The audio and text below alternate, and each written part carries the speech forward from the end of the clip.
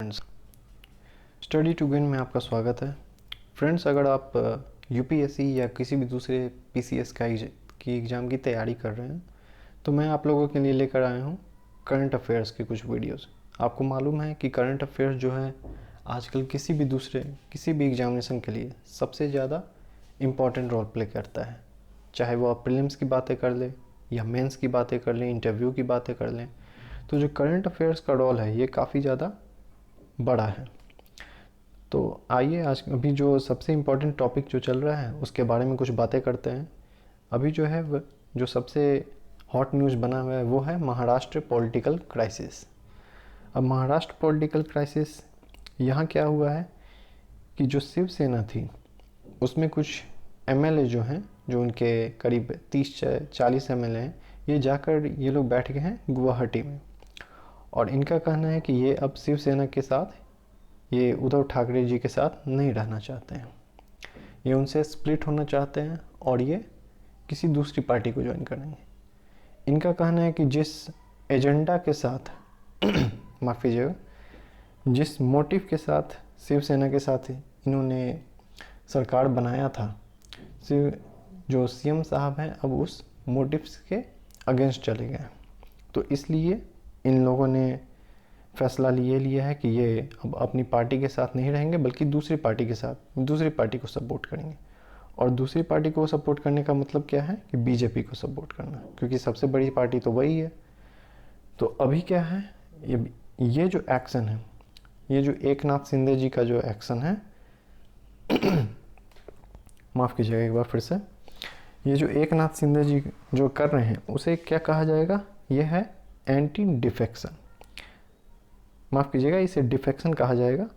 और इस काम को रोकने के लिए को क्या कहते हैं, एंटी डिफेक्शन। तो अभी क्या है कि एकनाथ शिंदे जी जो हैं ये अलग होना चाहते हैं अपनी पार्टी से, और ये करीब 40 एमएलए को लेकर गुवाहाटी जाके शिफ्ट हो गए हैं। और वहाँ से कह रहे हैं कि ये हमारे पास पूर्ण बहुमत है और हम जो हैं वो असली शिवसेना है, हम बाला साहब ठाकरे जी के असली शिव सैनिक हैं और हम उन्हीं के आदर्शों पे चलते हैं, उन्हीं की बातों को आगे बढ़ाते हैं। ये जो प्रेजेंट सरकार है महाराष्ट्र में, संजय राउत जी जो हैं, उद्धव ठाकरे जी जो हैं, ये उनकी बातों को खिलाफ चले गए हैं, ये बाला साहब ठाकरे की आदर्शों पे नहीं चल रहे हैं। तो ये इनका मेन मुद्दा है और इसी बातों से ये अब कह रहे हैं कि ये एनसीपी और कांग्रेस के साथ नहीं रहना चाहते हैं। तो ये पहली बार नहीं हुआ है, आपको मालूम है कि ऐसा पहले भी हो चुका है। ऐसा पहले हुआ है मध्य प्रदेश में। आप सबों ने देखा होगा कि मध्य प्रदेश में आज से 2 या 3 साल पहले की बात करें तो वहाँ कांग्रेस की सरकार थी और उसमें जो मंत्री हुआ करते थे ज्योतिरादित्य सिंधिया काफ़ी ज़्यादा पॉपुलर हैं। इन्होंने क्या किया था कि अपने कुछ ऐसे ही हालात को पैदा किया था और कुछ एमएलए को लेकर ये अलग हो गए और ये इन्होंने सपोर्ट किया बीजेपी को। कर्नाटका की बात करें तो यहाँ भी यही हुआ था। कर्नाटका के कुछ 5 या 6 एमएलए ऐसे थे जिन्होंने रिज़ाइन कर दिया था अपनी पार्टी से। और इससे क्या हुआ था कर्नाटका में कि जो कांग्रेस की सरकार थी उनके पास बहुमत नहीं रहा, क्योंकि 6 या 7 विधायक जो थे उन्होंने रेजिग्नेशन दे दिया था। और वहाँ भी वही हुआ कि बीजेपी की सरकार बन गई। तो आइए समझते हैं कि ये जो डिफेक्शन है, ये दल बदल का जो है खेल है, ये कब से शुरू हुआ। ये कोई नया खेल नहीं हो रहा है, ये आज की बातें नहीं है, ये काफ़ी पहले से शुरू हुआ। तो 1967 में क्या हुआ था कि एक हरियाणा के एमएलए थे जिनका नाम था गया लाल। तो इन्होंने क्या किया था कि एक ही दिन में ये जिस पार्टी से थे, मान लीजिए पार्टी ए से थे, तो ये पार्टी ए से चुनाव लड़े, उस पार्टी के टिकट से ये चुनाव जीत भी गए और फिर जाकर इन्होंने पार्टी बी को सपोर्ट कर दिया। और ठीक फिर उसी रात को इन्होंने क्या किया कि पार्टी बी को छोड़ा और फिर वापस पार्टी ए में चले आए। तो तब से ये जो नाम है आया राम गया राम, ये तब से काफ़ी ज़्यादा प्रिवेलेंट है, काफ़ी ज़्यादा चलन में है। ये समझ लीजिए एक टॉन्ट भी मारा जाता है कि आया राम गया राम, कि हॉर्स ट्रेडिंग को हम लोग इस तरह की बातों से कहते हैं। तो आप समझते हैं कि ये जो एंटी डिफेक्शन लॉ है इसे कब लाया गया, कब से इसकी शुरुआत हुई और इसके क्या प्रावधान हैं, क्या मेजर्स हैं, ताकि जो एमएल हैं, जो बागी एमएल हैं, उन पर क्या एक्शन लिया जा सकता है। आइए उसको समझते हैं। तो इसकी जो शुरुआत थी एंटी डिफेक्शन लॉ को लाने की, वो सबसे पहले इंदिरा गांधी जी लाना चाहती थी अपने कार्यकाल में, लेकिन ये जो बिल है ये पास नहीं हो पाया लोकसभा से, क्योंकि उनके पास बहुमत नहीं था। तो फिर ये जो बिल है ये आया 1985 में। कब? जब इसे राजीव गांधी लेकर आए और तब ये बिल पास हुआ और फिर ये बना 52nd amendment act, 52nd constitutional amendment act. और ये कौन से शेड्यूल में आया? 10th शेड्यूल में। ये जो इसमें जो लॉ बना, इसमें के कुछ प्रावधान ऐसे हैं। अब देखिए इस चीज़ को पे थोड़ा ध्यान दीजिएगा, 52nd अमेंडमेंट एक्ट और 10th शेड्यूल को, क्योंकि ये चीज़ ज़रूर पूछेगा किसी भी एग्जामिनेशन में, यूपीएससी या बीपीएससी, अदरवाइज किसी उत्तर प्रदेश के एग्जामिनेशन में ऐसे सवाल आ सकते हैं। तो देखिए एंटी डिफेक्शन लॉ को कर्व करने के लिए क्या प्रावधान बने। सबसे पहले कि अगर कोई कैंडिडेट है और वो वॉलंटरली अपने रिजाइन कर देता है या छोड़ देता है पार्टनर अपनी पार्टी को, तो उस केस में क्या होगा कि उसकी सदस्यता को उस पर रद्द कर दिया जाएगा, उसे सस्पेंड कर दिया जाएगा। या फिर अगर वो अपनी पार्टी कोई बिल लेकर आई है और उस पार्टी में वो उस बिल को नहीं सपोर्ट कर रहा है और वो एब्सेंट हो जा रहा है या एब्सटेन हो जा रहा है, तो इस सिचुएशन में क्या होगा कि जो पार्टी की जो हेड है वो उस पर एक्शन ले सकती है, उसे सस्पेंड किया जा सकता है या कोई दूसरी बात भी हो सकती है उसके साथ। तो अब देखिए कौन कौन ऐसे मेंबर्स हैं या किस सिचुएशन में पार्टीज या मेंबर्स को डिसक्वालीफाई किया जा सकता है। तो सबसे पहले देखिए ये जो पॉलिटिकल पार्टीज आ गए, मान लीजिए कौन से पॉलिटिकल पार्टीज हो गए, बीजेपी के। अब इसके कुछ मेंबर्स हैं, इन्होंने चुनाव लड़ा बीजेपी के टिकट पे और ये चले गए और कांग्रेस को जाकर सपोर्ट कर दिया। बीजेपी से इन्होंने टिकट लिया, जीत गए और इलेक्शन के बाद इन्होंने कांग्रेस को सपोर्ट कर दिया। तो ऐसी सिचुएशन में क्या होगा कि इनकी सदस्यता को रद्द कर दिया जाएगा, जो पार्टी के जो हेड होंगे उन्हें सस्पेंड कर देंगे। दूसरी बातें हैं इंडिपेंडेंट मेंबर। आपने सुना होगा निर्दलीय पार्टी के बारे में या निर्दलीय मेंबर्स के बारे में।